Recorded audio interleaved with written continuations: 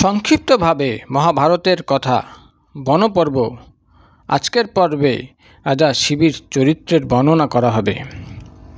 মার্কণ্ডেয় মুনি বললেন, যুধিষ্ঠির, কোনো এক সময়ে দেবতারা ঠিক করলেন যে পৃথিবীতে গিয়ে তারা উশিনরের পুত্র রাজা শিবির সাধুত্ব পরীক্ষা করিবেন। অগ্নি তখন পায়রা রূপ ধারণ করলেন এবং ইন্দ্র বাজপক্ষী রূপ ধরে মাংস খাওয়ার জন্য পায়রার পিছনে পিছনে ধাওয়া করলেন। রাজা শিবির তার দিব্য সিংহাসনে বসেছিলেন। পায়রা গিয়ে তার কোলে পড়ল। রাজার পুরোহিত তাই দেখে বললেন, রাজন, পায়রাটি বাজ পাখির ভয়ে প্রাণ রক্ষার তাগিদে আপনার শরণ গ্রহণ করেছে।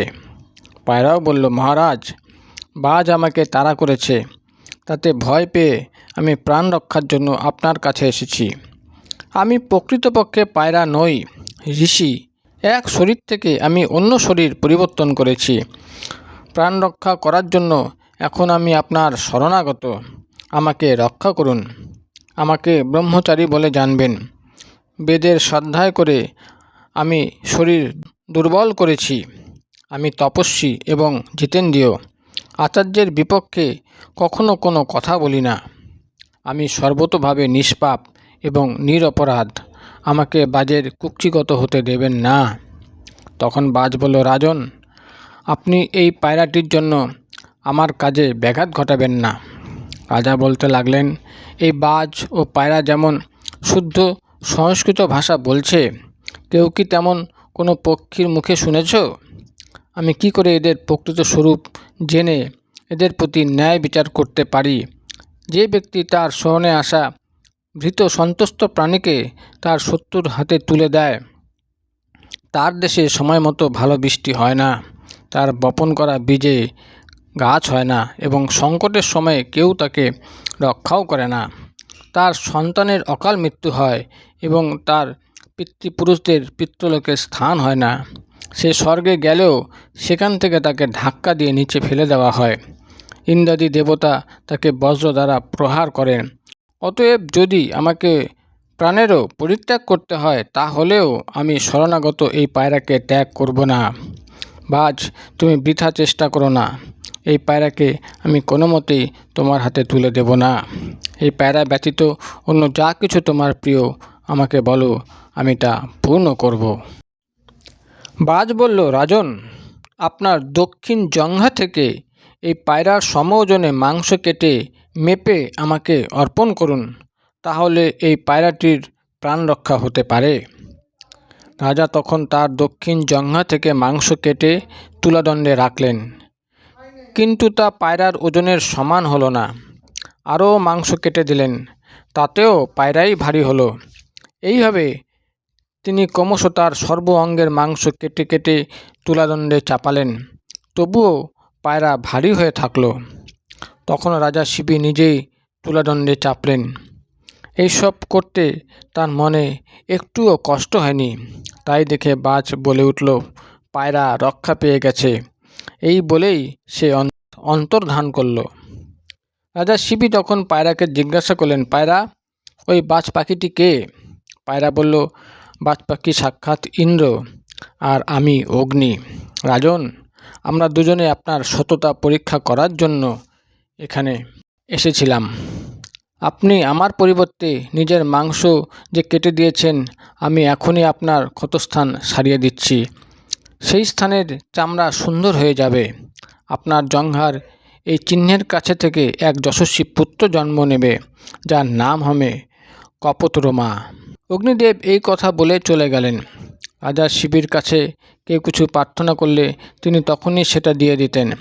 একবার রাজার মন্ত্রীরা জিজ্ঞাসা করলেন, আপনি কি করে এরূপ সাহস করেন? অদেয় বস্তুও দান করতে উদ্যত হন।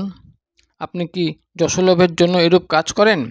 রাজা বললেন, না, আমি যশ কামনায় বা ঐশ্বর্যের জন্য দান করি না, ভোগের অভিলাষেও নয়। ধর্মাত্মা ব্যক্তিরা এই পথ অনুসরণ করে, তাই আমারও এটিই কর্তব্য। এই মনে করে আমি সব কাজ করি।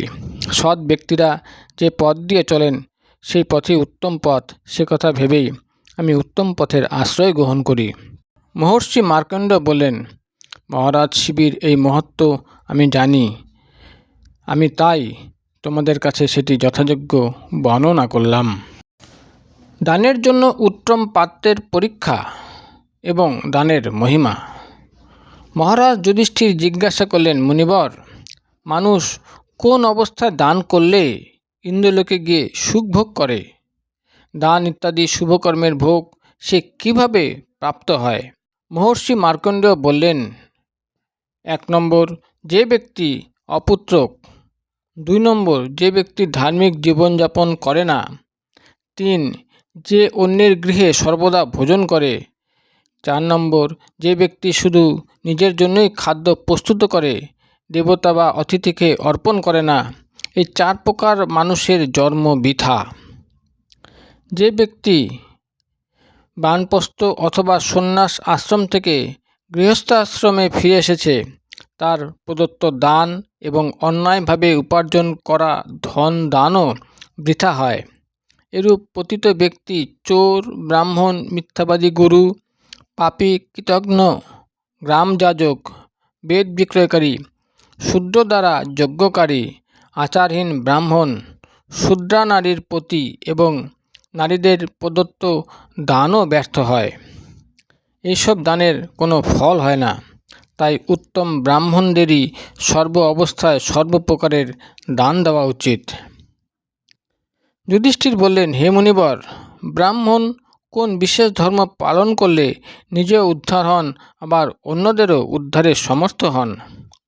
মহর্ষি মার্কণ্ডেয় বললেন, ব্রাহ্মণ জপ, মন্ত্র পাঠ, হোম, স্বাধ্যায় এবং বেদ অধ্যয়নের সাহায্যে বেদময়ী নৌকা নির্মাণ করেন, যার সাহায্যে তিনি অন্যদের সঙ্গে নিজেও উদ্ধারপ্রাপ্ত হন। যিনি ব্রাহ্মণদের সন্তুষ্ট করেন, তার উপর সমস্ত দেবতা প্রসন্ন হন। শ্রাদ্ধা দিতে যত্ন করে উত্তম ব্রাহ্মণদেরই ভোজন করানো উচিত। যার দেহবর্ণ ঘৃণা উদ্রেক করে, যার নখ অপরিষ্কার, যে ব্যক্তি রোগাক্রান্ত, প্রতারক, পিতার জীবিত অবস্থায় মায়ের ব্যভিচারে জন্ম অথবা বিধবা মাতার গর্ভে জন্ম, যে ব্যক্তি পিঠে তীর ধনুক নিয়ে ক্ষত্রিয় বৃত্তির দ্বারা জীবিকা নির্বাহ করে, এরূপ ব্রাহ্মণদের শ্রাদ্ধকার্যে সযত্নে পরিহার করবে।